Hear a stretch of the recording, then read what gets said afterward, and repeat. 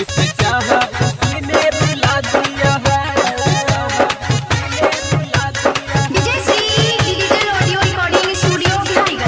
जिसे चाहा mix by Bittu Yadav.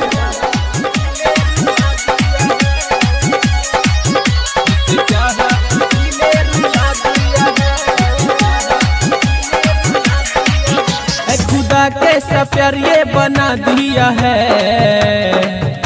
खुदा कैसा प्यार ये बना दिया है। जिसे चाहा उसी ने रुला दिया है।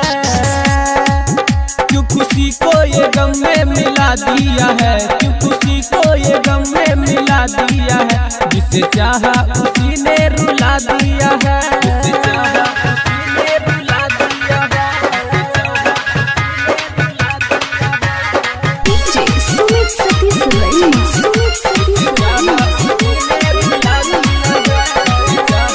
Mix by Bittu Yadav.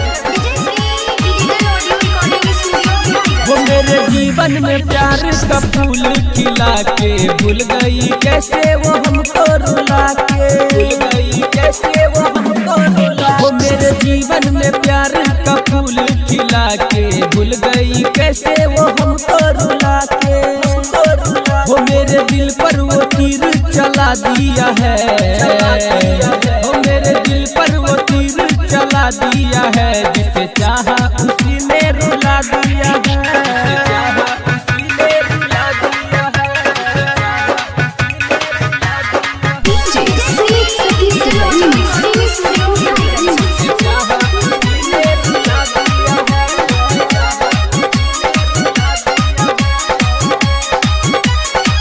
वो मेरे मरने के बाद याद आए न हम, खुदा बस कर दे तू इतना रहम, खुदा बस कर दे तू इतना रहम। वो मेरे मरने के बाद उसे याद आए न हम, खुदा बस कर दे तू इतना रहम। वो सूरज भोला को क्यों वो भुला दिया है, सूरज भोला को क्यों वो भुला दिया है। जिसे चाहा उसी ने रुला दिया है।